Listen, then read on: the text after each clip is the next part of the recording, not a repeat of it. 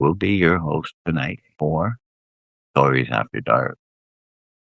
We will be reading to you from, I should pull this a little closer. Let's try it again. Now maybe you can hear me. Hello, my name is Ben Woestenburg, and this is Stories After Dark. I will be reading to you from my serial novel, The Beginner's Guide to Time Travel. I think that's the name of it. Yeah. And we will be starting with chapter 5. And we will read 5 and 6 inclusive. Chapter 5 is part 2. And we'll be starting a whole new thing there. But it's like I'm not going to be reading this if nobody shows up. You know what I mean? No. Let me see. How does this work? Dun, dun, dun. Oh, well. Okay. Nobody's coming. Nobody's going to show up. I'm not going to read. That's just the way it is. That's just the way it is. That's the way God planned it. Didn't know I finished my wine. Damn it. I'll have to drink my water.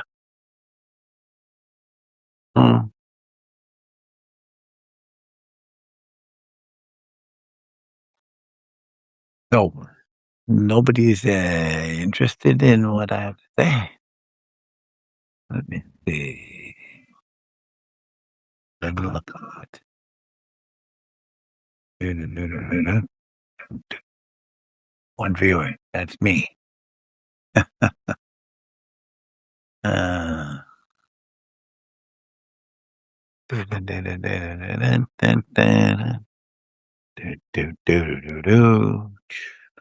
at that. I got a nice little zip. I picked it the other day. Not good. Okay. Nobody's going to be listening. Won't last long. I'll give you 5 minutes. Then I'll just read. No, I won't. No point in reading if nobody shows up. That's the way it goes. Oh, well. Well, let me see. I am at the moment writing The Revolutionary, His Wife and Her Lover. Yes. And where am I on that? Just starting the second trimester.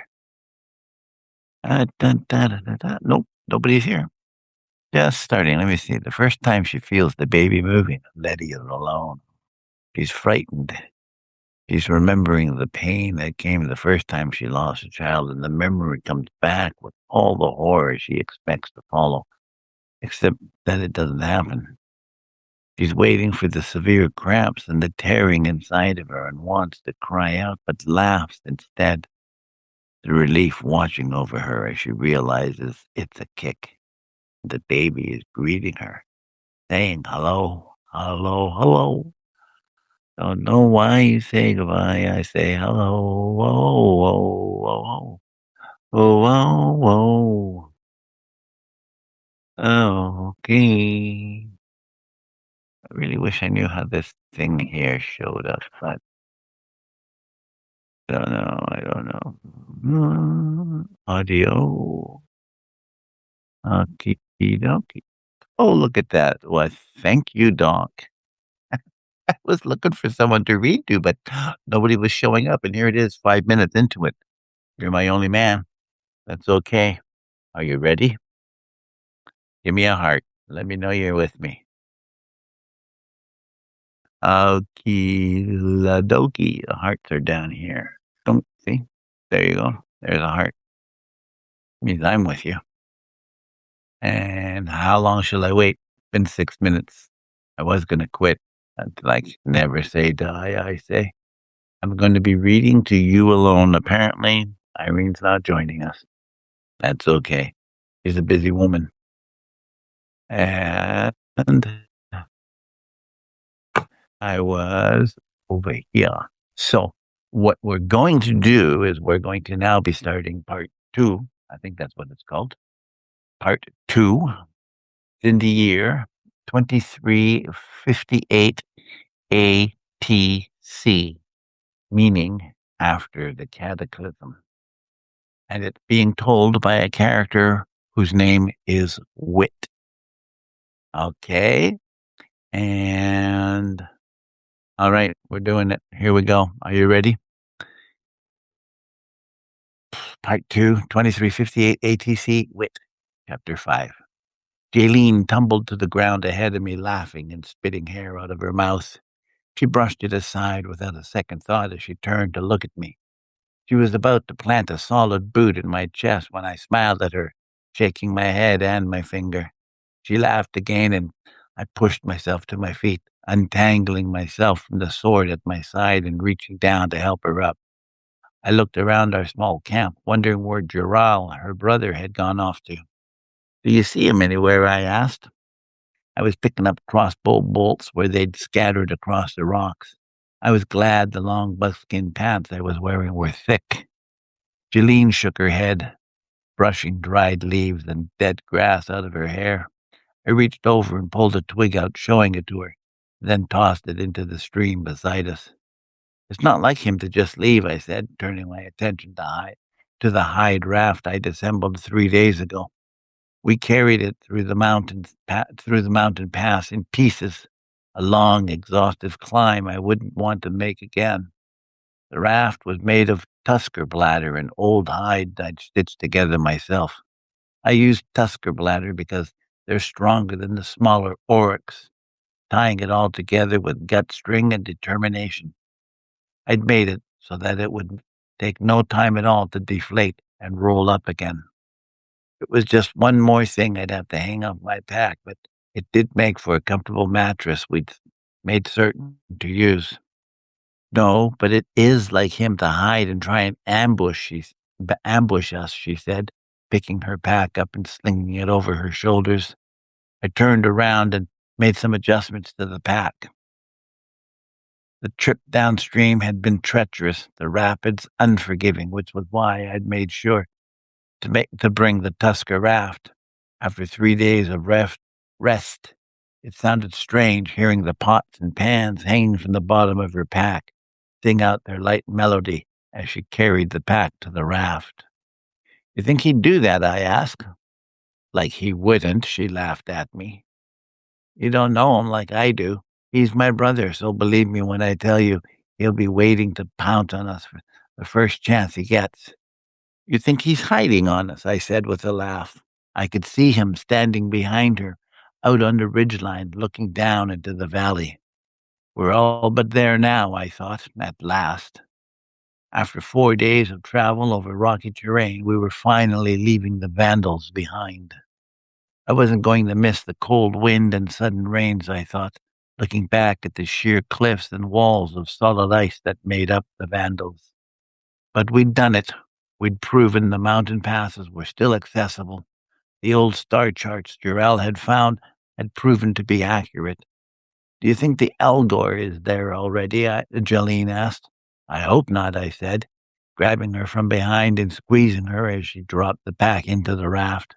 The pots and pans hanging from the pack sang out a dull tune as my hands found her small breast. I tried rubbing myself against her and felt myself stirring at the thought of her. She laughed as she turned around in my arms, her lips seeking mine. Do you two never stop? Jarrell said, stepping into the raft. And how else do you expect us to have children? Jeline said. You don't just wish them into being, you know. You have to actually put the work in. Is that what you call it? He laughed. I still wake up in the morning sometimes thinking I'm the luckiest man in all of Amarus for having taken Jeline to my side. Soon we'll be starting a family of our own, and with the Algor's blessing, who also happens to be her father, I'll have my own piece of land and nothing but peace and prosperity to look forward to, and as many kids as we could make. With everything packed up and ready to go, we set out on the raft, following the course of the river, the high walls of the Vandals giving way to the low rising hills covered with lush forest that promised plenty of game for the hunt. The trees would reach out over the river in places, the sun dappling the water so that it glistened like broken glass at times. The landscape fell away again and the current picked up as we reached yet another length of rapids. I pulled the rudder up out of the oarlock I'd fashioned, hoping to save it from the rocks that stuck up out of the water like so many twisted spires of granite. We came to a small pool of water where the current slowed, and I dropped the rudder back into the water, steering the raft over to a sandy beach that spilled out between massive rocks that towered above us. Dural jumped out of the raft, and I threw him a length of rope he secured to a tree. He picked up his longbow and set out to hunt. He came back some time later with 2 large rabbits and news that he spotted at least 2 score worth of caravans crossing the valley below. 2 score, I thought. There hasn't been a gathering of that many tribes in who knows how long. We'll be out of the pass and join up with them in the valley by high sun tomorrow, Jaylene said. Hopefully, she smiled. And will you take Taras to mate this spring? I asked Urel. We were sitting around the fire. I watched the sparks float up in the flames, the logs popping and crackling, the heat a comfort after the snow and ice of the mountain passes. We'd enjoyed a hearty meal of rabbit stew Jaylene made with fresh herbs and tubers. I was smoking a thin root, its pungent odor at odds with the medicinal value, while Jalene's warmth was pressed against the side of my leg. I could feel the heat of her through the furs she wore and looked forward to peeling them off her later. The 2 yurts we'd set up earlier promised comfort on the soft loam under the cover of tall, arching trees. The day was slipping behind the high crests of the Vandals, the last light of the day dusting the snow-capped peaks with a light blush. You should think about it, I said.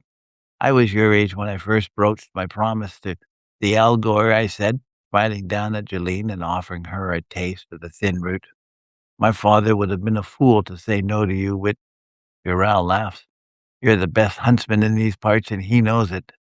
Tell me of one Algor who says no to you providing his family, knowing you'll give him same sons in his old age. The man would have to be a fool. And what do you have to offer, Jural? Jaylene asked softly. Me? I have nothing to offer, he replied. That's not true, I said. You read the star charts and guided us through the Vandals, I reminded him. You did it. When they said no one could do it, you did it. His father and the others had scoffed at the idea that the Vandals would be the quicker route. They'd scoffed at the idea that any man could ever read the star charts again.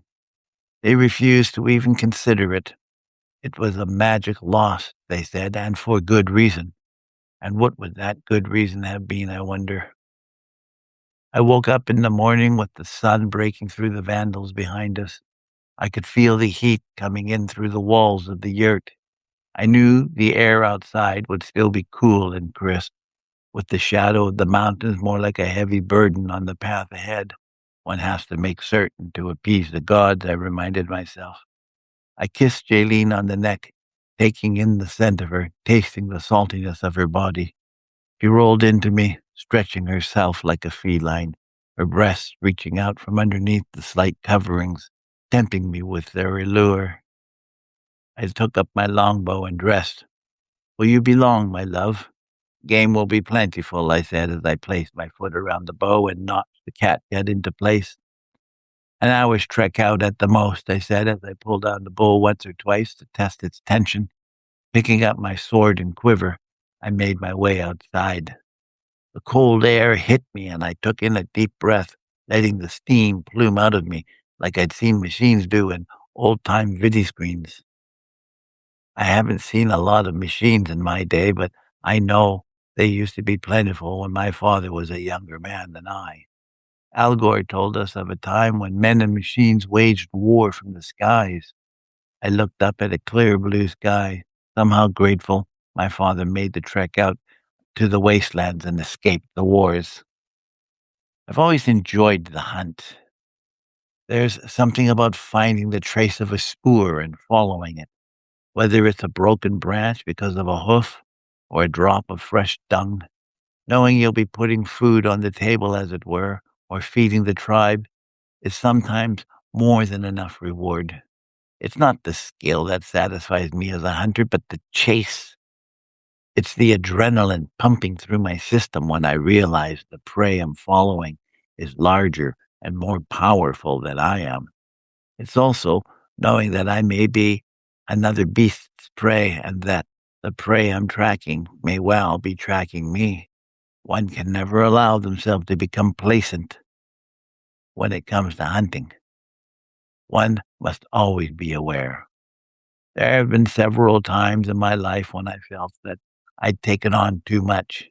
It's all well and good to follow a spoor for several hours out into the wild, but when the wild turns against you and you find the trail you've been following has fallen victim to a pack of wolves or wild dogs, or perhaps a large shaggy-maned mountain lion or Ligera, you have to cut your losses and hope you'll come across a warren of rabbits or perhaps a flock of birds. When you track down an orc or a bison and bring the beast down with a crossbow bolt from a distance of 10 paces, you still have to clean the animal, taking with you whatever amount of meat you can carry. The longer the trek, the more chances you are to become the prey. It makes little sense going out more than an hour's trek from camp. It makes for a difficult climb if the prey you're following is wounded and runs.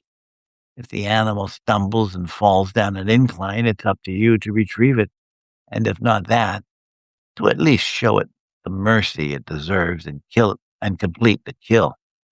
Skinning, gutting, and packing several choice pieces of meat can also lead you to becoming the prey. Once a predator catches the scent of blood, it won't hesitate to hunt you. We're all predators. Game will be plentiful, I'd said to Jeline before leaving the yurt, and by all rates, it should have been. I'd only have to walk 100 paces yesterday before I picked up the subtle scent of rabbit on the wind. Today, with the wind behind me, I had to double back several times to get upwind of any intended prey.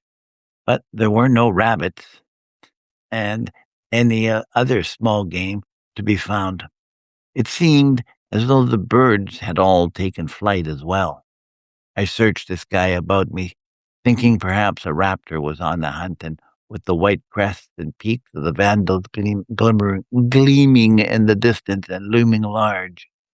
Still, I saw no sign of game. I pushed my way through the brush into a small clearing. It was strangely quiet.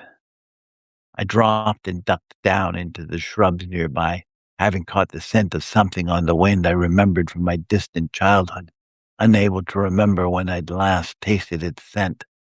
Although it was a scent I knew well, a man-made scent. It was something I'd never hunted before. My father had brought it to my attention once upon a time to show me what I should fear most above all. It's called a drone, he said.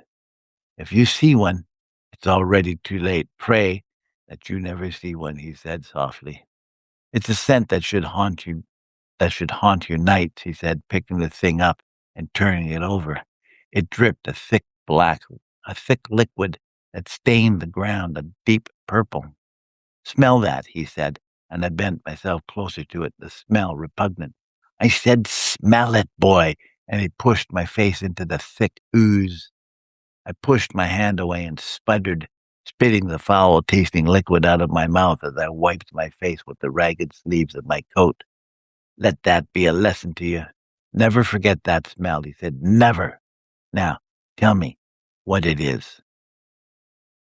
I don't know, I said, at a loss for words. He slapped my face hard enough so that I could taste blood. What is it? A drone. Never forget it. I knew instinctively to search the horizon. It came out of the sun with a light buzzing sound that played a strange melody in my ears. I picked up a handful of dirt, smearing it on my face. I didn't want the sun reflecting off my face, knowing that the furs I wore would make it think I was an animal. I pulled a crossbow bolt out of the quivered sleeve of my coat, at the same time reaching for the crossbow hanging at my side.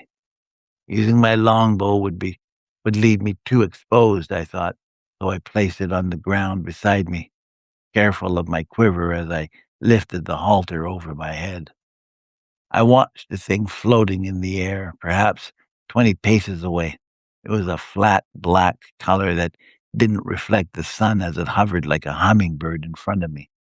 I pulled back on the crossbow string one notch at a time until I'd pulled it back as so far as I could, then ducked again as the thing flew over my head.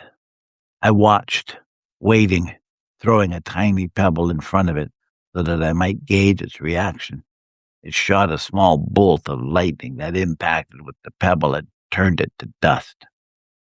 I stood up, raised the crossbow, and released the bolt. It pierced the metallic shell, and the thing fell to the ground with a hiss, spinning on the ground in ever-growing concentric circles until it came to a stop. I approached it with obvious caution, remembering the tiny pebble and looking over my shoulder in case there were others about. Only when I knew it was safe to, I bent down to retrieve the crossbow bolt. I had to put my knee on the thing to hold it down. The bolt had gone clear through it, and I could smell the liquid oozing out of the broken seams. I touched my fingers to it, tasting it on the tip of my tongue, memorizing its scent once again. There were lights on it, and they were still blinking. One steady beam shot directly at my face, a horizontal line of green that moved from the top of my head to my chin and back again, the whole process taking no more than a heartbeat. There was a series of beeps that followed. I twisted the thing in my hands, feeling the sharp edges cut into my palms, and then twisted it back again in the other direction. It came apart in my hands with a slew of sparks, and a blast of light hit the rocks behind me, exploding. I turned and then ducked, feeling the rocks raining down on me. Several of the larger pieces landed beside me, and I realized that had they hit me, they might have caused serious damage. I stood up, casting the thing to the side as I walked to the edge of the clearing. I'd circled the camp as I made my way eastward and into the surrounding hills. I looked down at the two yurts below me. I could hear strange noises in the distance, loud, booming sounds, the likes of which I'd never heard before. Drow opened the flap of to the yurt he slept in, his hands in his pants as he walked to the edge of the camp to piss. He moved to the edge of the cliff face, suddenly calling out to Jeline, who rushed out of the tent. There was a strange, muted sound, and I watched Gerald pitch forward over the cliff. He made no sound as he fell, and I knew he was dead, even as his body fell from view. Jeline screamed, and I found myself running down the hill at full speed, leaping over rocks and giant boulders. Without warning, there was an explosion in front of me, and I felt myself pitch forward, my body catapulted through the air, landing on a large pile of rocks where my head struck hard, and I passed out. The last sound I heard was Jaylene screaming, and the sound of feet marching across the clearing. I have to have a drink. Oof. Hard work. Oh, I have another visitor. Well, thank you so kindly.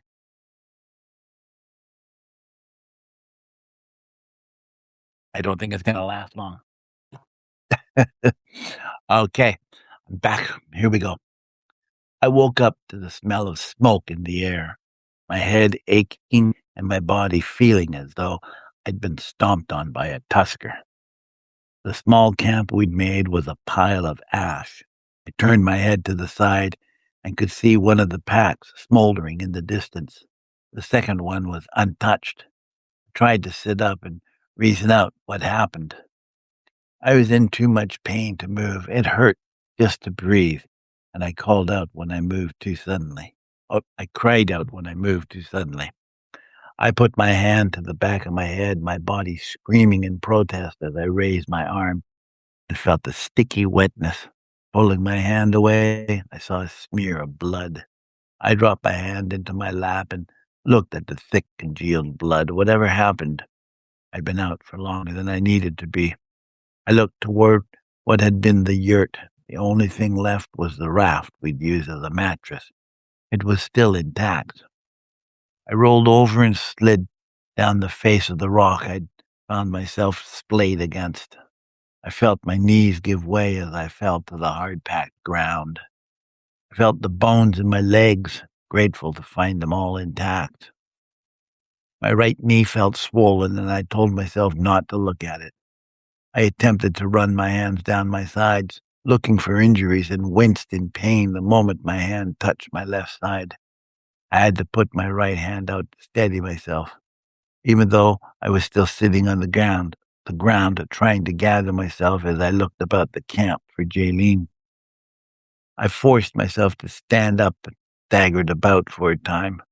With my sense of balance out of line, I found myself sinking to the ground.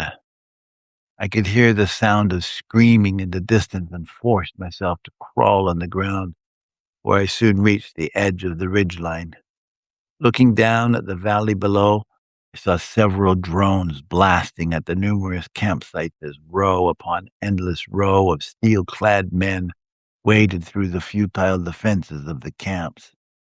There were flashes of light that cut through several men like they were made out of straw. The things did not discriminate. Women held their children close to their breasts, only to be cut in half when they didn't move fast enough. The children taken, along with those women who were fortunate enough to be spared. I tried to look into the distance, but the smoke of several large fires obscured my view. There were large, old-fashioned containers lined up, and the remaining prisoners were forced into them, their hands bound with chains and looped to the sides of the wagons. Slavers, I told myself as I sank down and rolled onto my back, looking up at a pale blue sky. Chapter 6. How am I doing so far? How am I doing? Oh, look we have another one. Oh, thank you. Thank you. She said it's a wonderful read. Thank you. I try. Here we go. Chapter 6. I opened my eyes to a sky full of stars. I turned my head to the left and felt a sharp shooting pain at the base of my skull. When I tried rolling over to my side, I felt even worse, so I tried rolling the other way, finally managing to sit up. I lifted my left arm up slowly, gasping through the pain. I reached up with my right hand and pulled my left wrist, stretching my body and biting back the pain. Every part of my body hurt, but at least there were no broken bones, I told myself. The last thing I needed was a broken bone. A broken arm or leg would mean the end of it for me. Broken ribs would slow me down. Bruises I could deal with.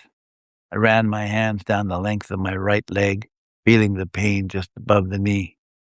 I could feel the swelling and thought I must have twisted it somehow when I spilled across the rocks. I'd have a limp, but hoped it wouldn't slow me down too much. I crawled up to the ridge line, looking over the edge. I don't know what I was expecting to see.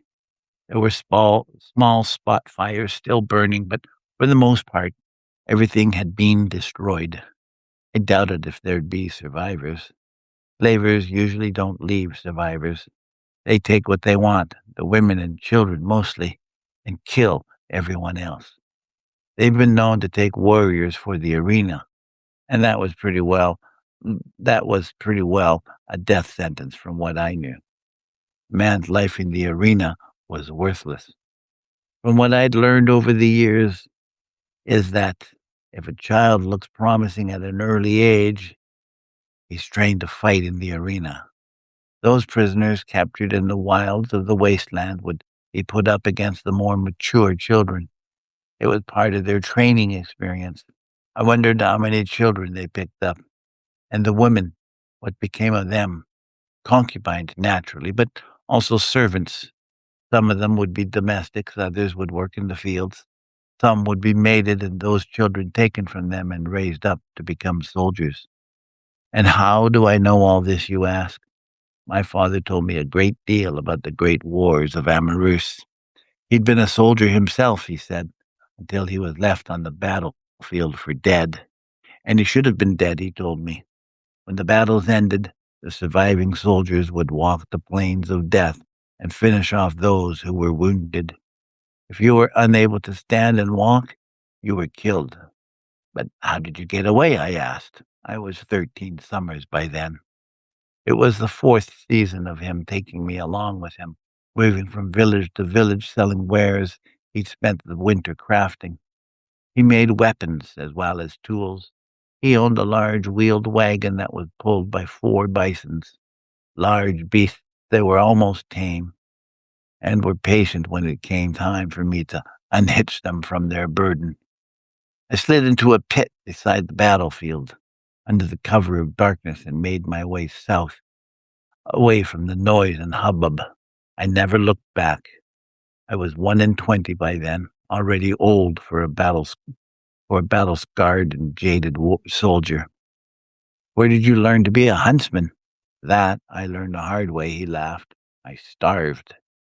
He was a good man. He taught me a great many things. He told me all about the savage wars ripping the Northlands apart. He told me about the history of the land, as much as he knew of it, because he'd seen more of it than any other man I'd ever met. He told me of the slavers and outlaw groups of soldiers, deserters, who would often sell the lone travelers they came across into bondage or seek bounties for those who had escaped the slave camps. He told me to trust no one. I finally made it to my feet and tried putting weight on my right leg. There was a sharp shooting pain, but I didn't fall. It just hurt. I limped to where the burned-out remains of the yurt stood, dragging the raft through the ashes. I put the one remaining pack inside and sat on the side of the raft, trying to think of what to do next. The air was still heavy with the scent of death. I could smell it all around me. There'd be scavengers down below picking through the remains. And I don't mean the barks and snarls I could hear in the stillness, the stillness of the night. The morning would see small outlaw bands coming in to take whatever was left. Jeline was still alive, I told myself. Of that I was certain. Jarrell was gone, and I felt a moment of regret that I hadn't been able to protect him. But then, if I'd have been there with him, there's every likelihood that I'd have been laying with him at the bottom of the ridgeline. It felt as if I'd betrayed his memory, though, by thinking of myself. I reminded myself my one objective now was finding and freeing Jeline. I made a quick decision and gathered everything that was salvageable, piling it in front of me. Then I flipped the raft with an effort, knowing it'd keep me safe from any predators that might come slinking along through the night. In the morning, I'd go down into the valley and pick up the trail. The night brought heavy clouds and rain that found little divots in the ground, letting the cold water pool around me as I slept. When I woke up in the morning, I quickly put my furs back on, but not before looking at my swollen knee. I tried to bend it, forcing it, and winced with the pain. Doesn't matter, I told myself. I'll find a way. I crawled out from under the raft, looking up at dirty gray clouds that looked to be settling across the vandals, almost obscuring them from view. At least the rain was lighter, I told myself. It was almost as if the clouds were forcing the cold down from the mountains. I looked at the river and started dragging the raft towards it. I didn't know where it led to, and I didn't care. We'd brave the rapids farther up, and I told myself there'd be little barring my way now. I pulled the raft into the water, trying tying the lead to a nearby tree as I stowed what little gear there was inside. I opened the pack to do a quick search. I looked to see whatever food there might be and found some dried tack. I chewed it, savoring the saltiness of it as I worked at gathering my weapons. I checked the quiver as I slid the halter over my head, restrung the longbow, and pulled on it, testing it. I tied my belt around my waist and made certain my dagger, it was as long as my forearm, was tucked into the sheath. I'd tied around the sword's scabbard. Are you sure you're ready? A voice asked, and I turned, my hand on the hilt of my sword and drawing it from its scabbard in one smooth motion. Who are you? I said.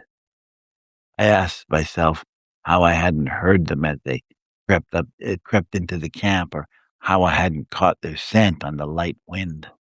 There were two of them, a man and a woman. The man approached cautiously, his hands held out as he sat down on one of the large rocks. He was looking at me with a queer smile as he waited for the woman to step into the clearing. Neither of them were dressed like anyone I'd ever seen before. They both had single garments that seemed to catch the dull morning light in a shimmer with each step they took. The woman's hair was cropped short, a bright red. Her face was a thin, angular statement with dark violet eyes. She was quite stunning, which of course was distracting. She wore a belt around her waist with weapons I'd only seen outsiders wear. The weapons were the same ones the slavers used. Who are you? I asked again. We're here to help you, the woman said. Help me, I laughed. How can you possibly think I want your help? I don't know who you are, and you certainly don't know me, or where I'm going, I said, dropping the point of my sword. Sure we do, the man said. Oh, do you? I smiled. I was trying to decide what I should do about them. It'd be easy for me to cut them down where they stood and not have to worry about them slitting my throat the first chance they got. Thieves work like that. It won't be the first time I've made that choice. You're going to hunt down that slaver army, the one that just stole your, what's the word they call their wives? Kiza, the woman asked the man. If you say so, he said. How'd you get here? I asked, stabbing my sword into the ground and striking a pose. These people were no threat to me, but I did want them to know I did want to know where they came from. We've been watching you. That's what we do, she said. Watching me. Does that mean you watched them take Jeline, or maybe you knew they were going to take her and did nothing to stop them because you're one of them? You're with them. You watched them kill Jarrell. You certainly didn't warn him. If that's your idea of helping, you're not doing a very good job of it, are you? We can't be seen to interfere, the woman said. Seen? By who? I laughed. I don't know why I laughed, except that she made it sound as if they were being watched by some unknown being. Jeline believes in that sort of thing. The old spring-fingered god from before the cataclysm. And yet, you want to help me, I said, shaking my head. I sheathed my sword and turned my attention back to loading the raft. It's a little more complicated than that, the man said. Of course it is, but I don't do complicated, I said. I'm a time guardian, the woman said, as if that explained it. Is that supposed to mean something? Because I don't know what a time guardian is, I told her. I know you from a different time, she said. Why did I know you were going to say something as ridiculous as that? I said. There's been a complication. You're not supposed to be here, the man said. I'm not supposed to be here? We're not supposed to be here, he corrected himself. In this timeline, I mean. So which is it? You're not supposed to be here, or is it all of us? You and your Kiza? Is that what you said she was called? He asked the woman, and I turned around slowly, wondering what exactly he meant by that. Where are we supposed to be then? If we're not supposed to be here, I mean, I've been here my entire life. I was born here, and so was she. And her name's Jeline, by the way. No, you don't understand. Something happened when you made the last jump. When I made the last jump, not you as wit." And she gave up.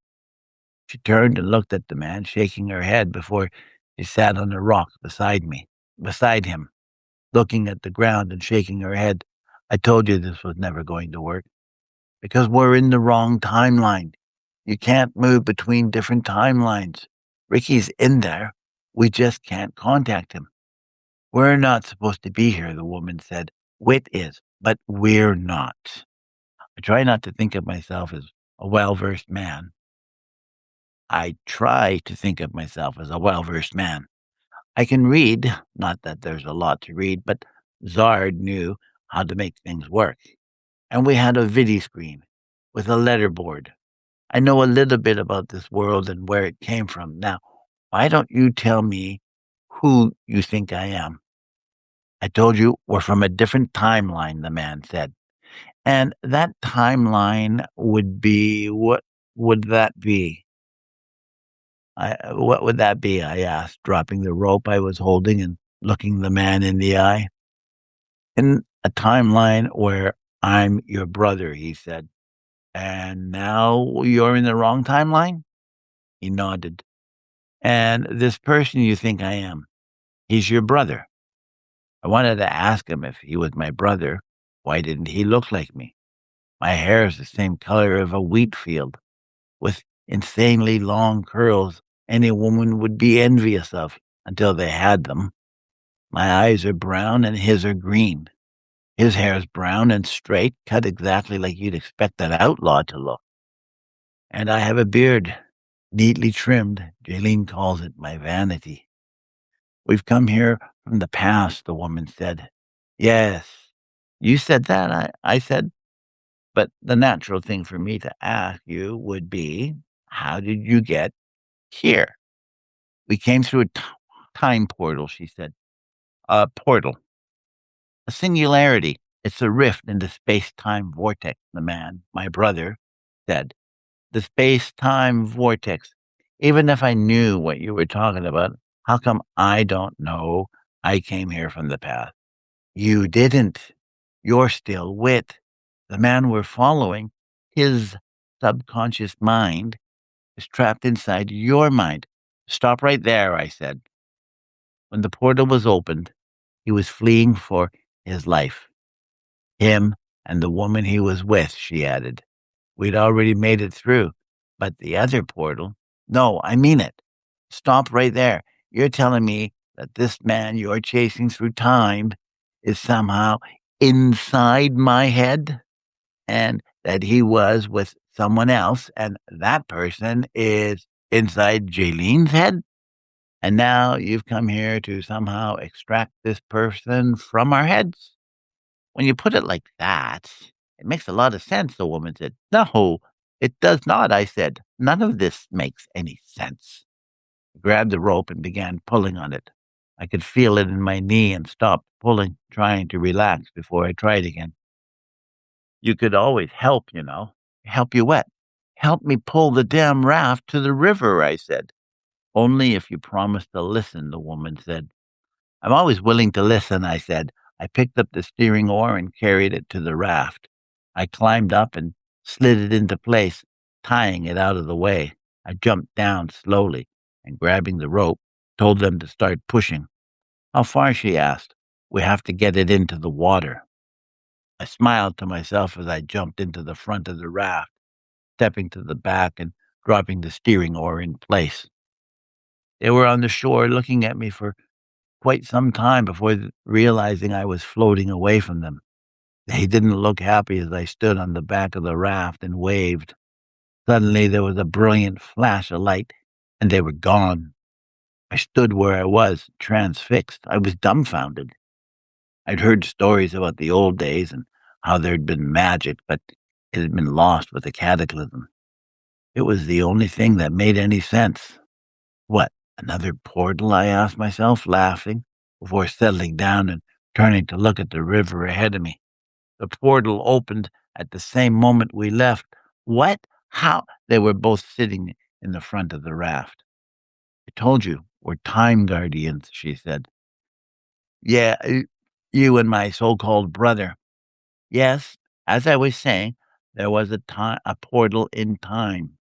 They came from the future with orders to kill your brother. Who are they, and why do they want to kill you, brother? I asked him, curious. It's complicated, he said. Complicated, I replied. I told you I don't do complicated. At this point, it doesn't matter. It closed up because the woman you were with killed the two Borgs that came through the portal. Borgs. And what are Borgs? Am I supposed to know what they are? Because I don't. They're part man, part machine. They come from the future and travel through time trying to fix things. Fix things. What sort of things? Is killing you part of the solution? I asked the man. Time, the man said. They fix time. They came here to carry out their orders, the woman said. And their orders were to kill him, who, if he's my brother, also comes from the past. If I'm not mistaken, I said, and turned to look at him. So why are they traveling into the past to find you? What did you do that it would attract the attention of robots coming back from the future so they can kill you? Neither here nor there, the woman said, because the portal closed. And why did it close? I told you, because the Borgs died. Look at your wrist, she said. At the bracelet. I looked down at the thin band. Where'd you get it? She asked. Aileen's father gave it to me, I said.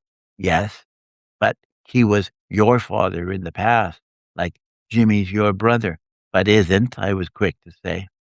That's who I was bringing through the portal, Jimmy and your father, Jayleen's father in this timeline, because in the past, he suffers from an illness. Bringing him back here was the only thing that made sense, except someone in the future didn't think so. They want the bracelet. This one, I said, holding my hand up. Each bracelet is synced to a person's DNA. And what's that? Chemical components, a little bit of something we're all made of. It doesn't matter. It didn't happen. But when the other portal opened, is that the one that just closed because whoever I was with killed the two men coming through? Or is this another one? When the other portal opened, the person you were, Ricky, activated the bracelet and made his own portal. With this, I asked, holding my wrist up again. Yes. He jumped through the one he made and brought the girl with him. I don't know how he did it, but he did. It should have never happened, but it did. The bracelet shouldn't have worked for him, but again, it did. It didn't matter who was on the other side once the portal was opened. He jumped through and essentially became you. He's Wit. I've been a wit for a long time, as for as long as I've known, I smiled, hoping they'd see the humor in it. They didn't. Yes, she said, you're Wit here, but the person on the other side of the portal, the one who opened it, is now part of your subconscious. Well, he's going to start remembering things, and when he does, she shook her head. What kind of things? I asked. The past, for one thing, which I suppose in a strange sort of way he'd call his present. Like this is your present, she smiled. Now who's being witty, I thought. That's good, I said. My past, his present, my past, my present, his future, but this has gone on long enough. This is where we say goodbye, I added. So do that little thing you do and go back to whatever timeline you're supposed to be on. That sounds good to me, the man said, and there was another blinding flash of light, and he was gone. No, the woman screamed. Maybe you should follow him. You don't understand. He doesn't know what he's doing. Time portals in the future have never been high up on my list of topics for discussion. If I spoke about time with Jaylene, it was what we hoped we'd do with it. We were planning to have a family, at least 3 boys, I hoped. Well, she wanted 4. And a girl, she'd said. So tell me, the woman said, watching the water as it picked up, are you as foolish as your brother? He's not my brother. Do you know what's ahead? Why? I asked you if you know what's ahead, she repeated herself. How would I know? I've never been on this river before. From the look of things, by the way the water's picking up, I'd say more rapids. That's not what I meant. I don't care. The raft is made with tusker bladder as well as its hide. What's that? Tusker. Not from around here, are you? Maybe you should leave too. You should at least know what a tusker is. I know more about here than you ever will. Okay? Where did they come from? Where did what come from? Tuskers. You should concentrate on steering the boat. It's a raft, whatever. I steered us toward the center of the river. I could see submerged rocks with the trunks of trees jammed in between. I knew the raft would be able to face it, but why risk it? Like I said, Tusker hide is the toughest around. And the bladders, even half full like they were last night, are almost impossible to puncture. So where did they come from? I asked again. She looked at me. She looked at me. She looked to be thinking. I was watching the stream.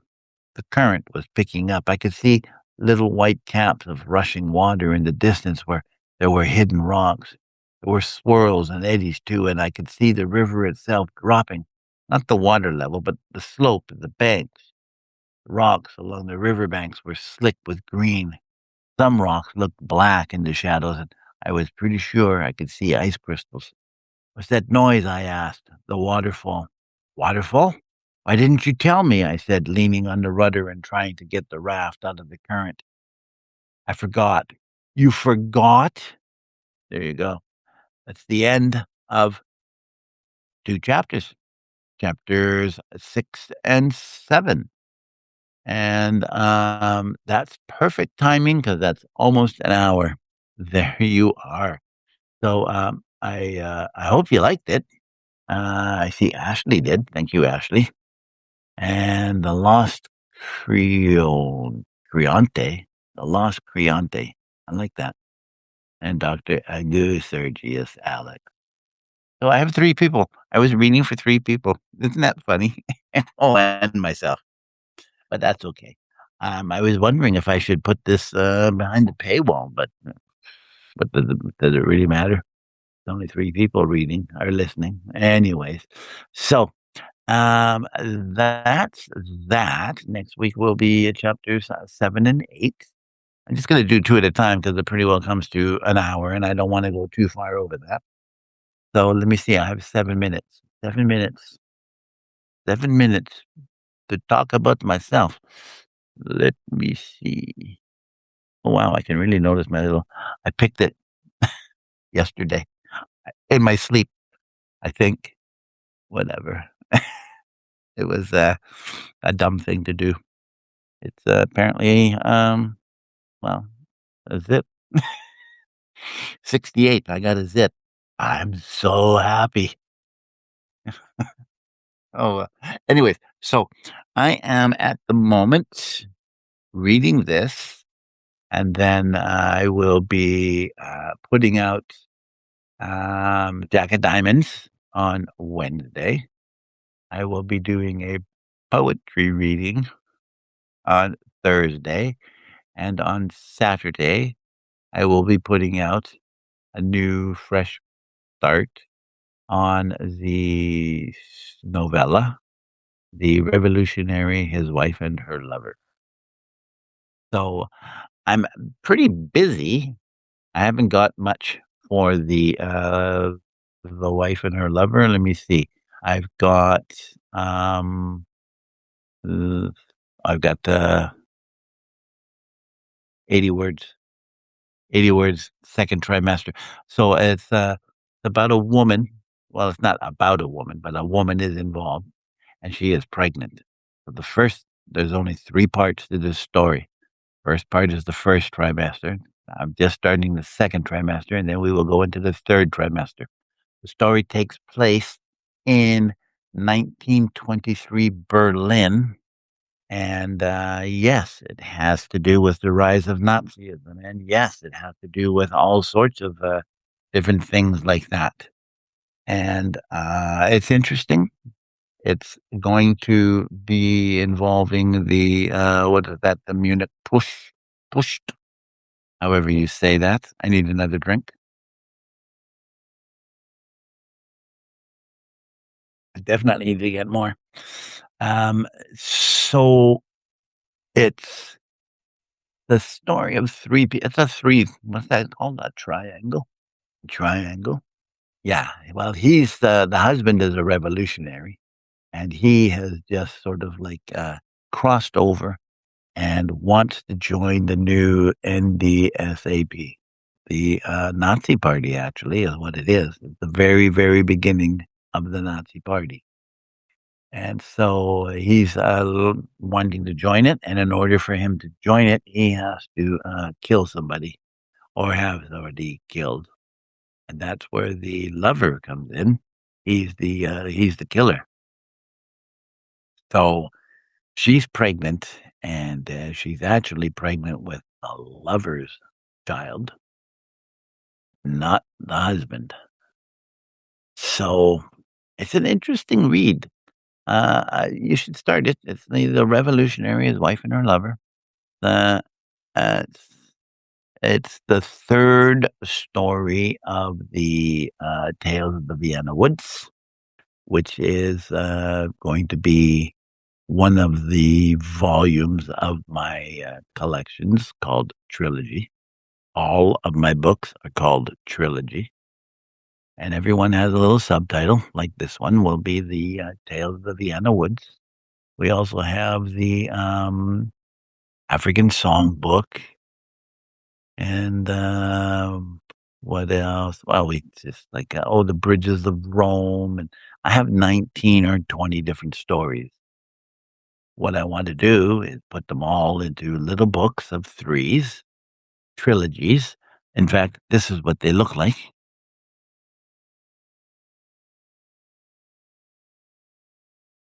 About that big. That big. About that size. See? And then it's like picture, one cover, one color, one color. For the, what is it? The Vienna Woods, it's going to be green. This is 185 pages, which is pretty well what mine will be, around there. Some will, some won't. But what I want to do is I need to get people to sign up and do the, paid thing at $30 a year. So I make one for sure for the first one. And, what I want to do is make about 2 to 3 books per year, and, something like that. I mean, I gotta look at it realistically, right? Like, I'm 68 years old, so I don't have a lot of time left, right? I figure like 20 years. So if I can write 75 stories over the course of the next 20 years, that's like 3 stories a year or whatever, something like that. If I can do that, that's 25 volumes of books this big, books like this, different colors. Like sometimes they'll have this color. That's a good color. Yeah, the entire book. And then the title up on the top there will be like, it'll just say trilogy in gold embossed letters. And then my name would be on the bottom.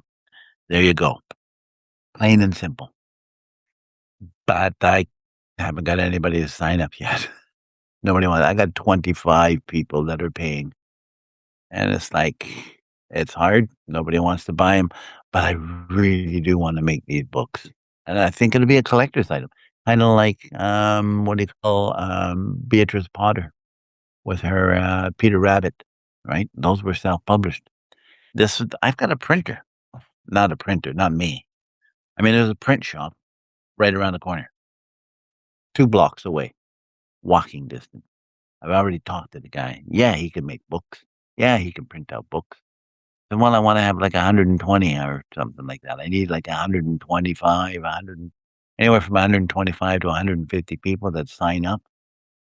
Then I can afford to have the book printed up, and I could mail it. All you have to do is send me a postcard from the city that you're from, so that I can put it in a scrapbook, have your address in there, and I mail it to you.